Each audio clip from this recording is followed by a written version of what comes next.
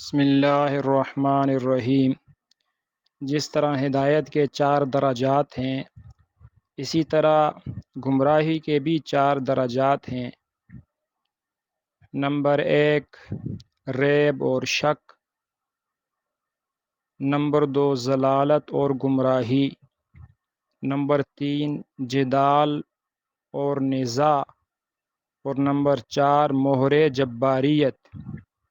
جب کوئی بندہ گمراہ ہوتا ہے، محروم کر دیا جاتا ہے، سب سے پہلے وہ ریب اور شک میں مبتلا ہوتا ہے۔ اس کا مطلب یہ ہے کہ اس کو دین کے بارے میں شبہات پیدا ہو جاتے ہیں۔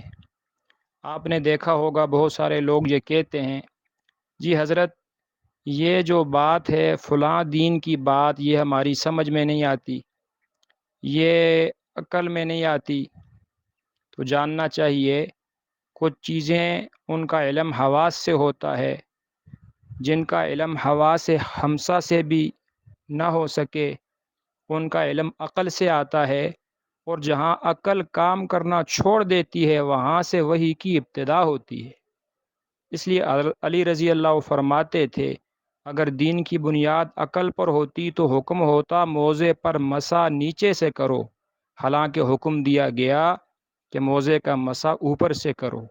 تو اس لیے ہر چیز کو عقل پر نہیں پرکھنا چاہیے، ہم کیا اور ہماری عقل کیا۔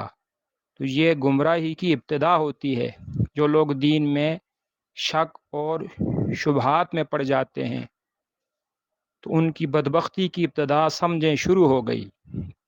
اس کے بعد پھر دوسرا درجہ ہوتا ہے گمراہی کا۔ جب انسان دین کے بارے میں شک میں مبتلا ہو جاتا ہے، پھر گمراہ ہوتا ہے۔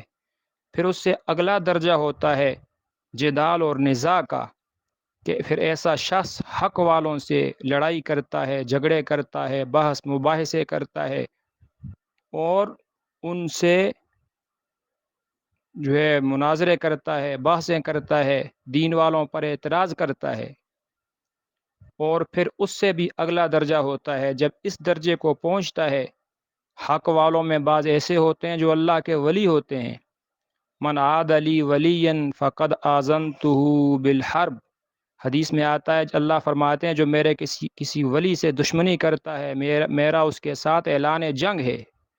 جب اس درجے کو پہنچتا ہے، حق والوں سے جھگڑا کرتا ہے، پھر اللہ اس پر مہر جباریت لگا دیتے ہیں۔ چوتھا درجہ یہ ہے ختم اللہ علی قلوبہم، پھر اس پر کوئی بات اس کے دل پر اثر نہیں کرتی۔ اللہ اپنی حفظ و امان میں رکھے، آمین۔